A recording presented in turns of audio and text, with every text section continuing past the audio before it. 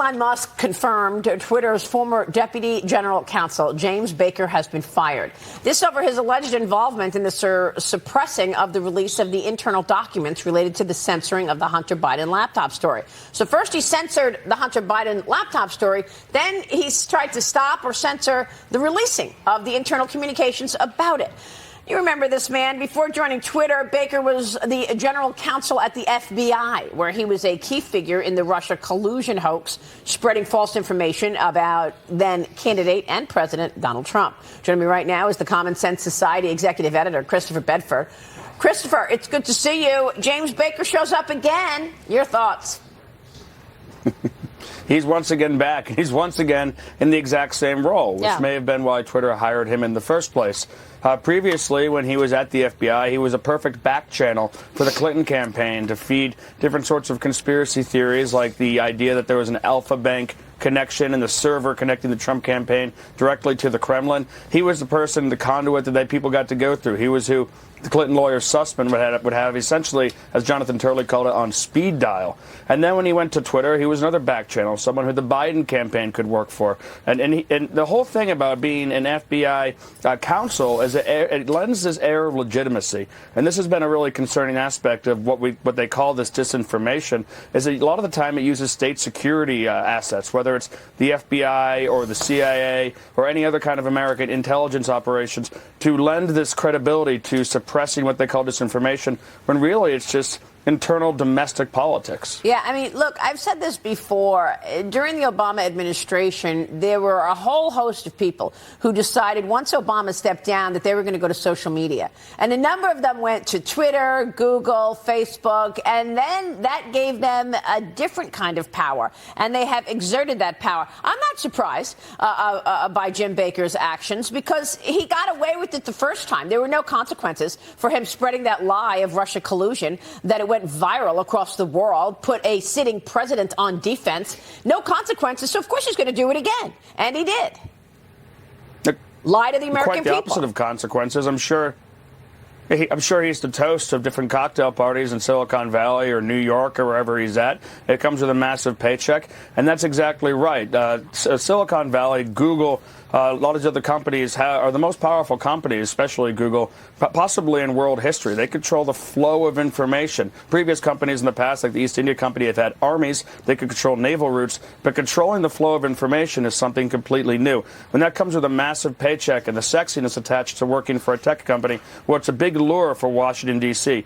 You already see right now with the Republican Congress coming in and allegedly, supposedly getting ready to look at some of the abuses by these big tech companies. These lobbyists are cozying right up, and the GOP is really liking that attention. It's a scary thing. That's right. I really want to see if they're going to be tough on these investigations. House Oversight Committee ranking member James Comer has been saying all the right things. He's calling on former Twitter employees to testify on this censorship.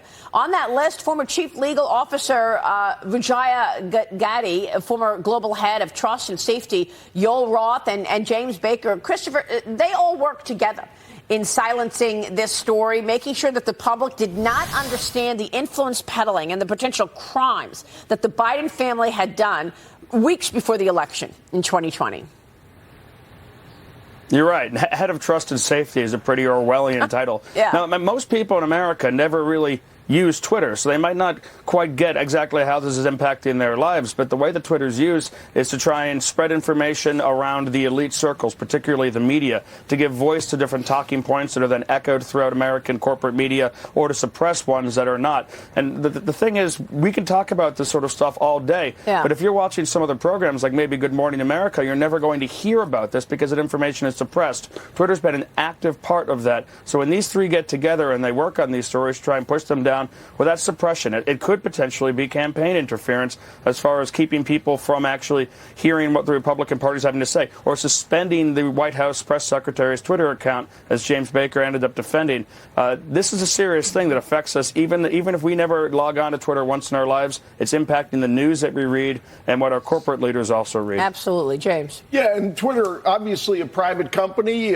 We talked about how they're free to do what they want, but this, like a lot of other social media companies, when it started out, presented itself as a neutral platform, Chris, not as a publisher advancing left-wing ideas, suppressing conservative ideas.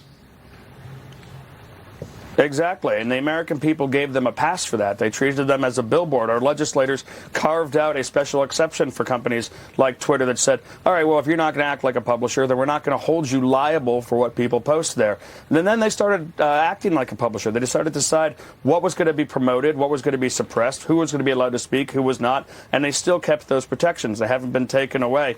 And then when we always said, well, the First Amendment allows private companies to do this, but the First Amendment doesn't allow the government to collaborate with private companies to suppress speech. And now we're doing that. We're seeing the government's emails back and forth. We're seeing campaign emails back and forth. It's getting murkier and murkier. And those protections the American people, the legislature carved out for them, that was a privilege, and they have abused that privilege.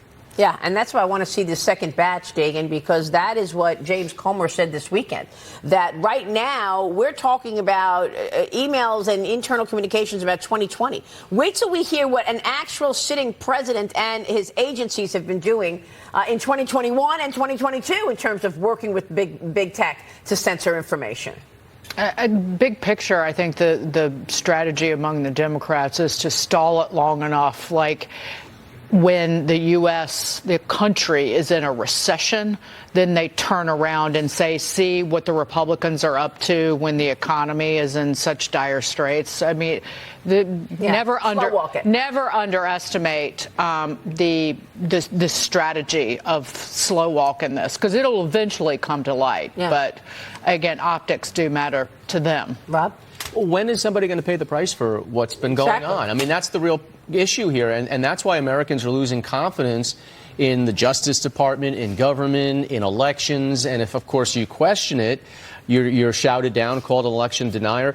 But it's clear that platforms like Twitter and Facebook have had an enormous amount of influence on a U.S. election, not just presidential, by the way, but down ballot. 9% of what Democrats, I think, said that they would not have voted for Biden if they had known the Twitter story with regard to the New York Post, and they didn't get that opportunity. So there's definitely FEC laws that were violated. Yeah. I mean, it's clearly in kind. Were there criminal acts? Are we ever going to find that out? Well, that's right, Chris. Instead of investigating this complicity from the FBI, we've got the DOJ going after soccer moms because they had the nerve to get involved in their kids' schooling and they pushed back on CRT training.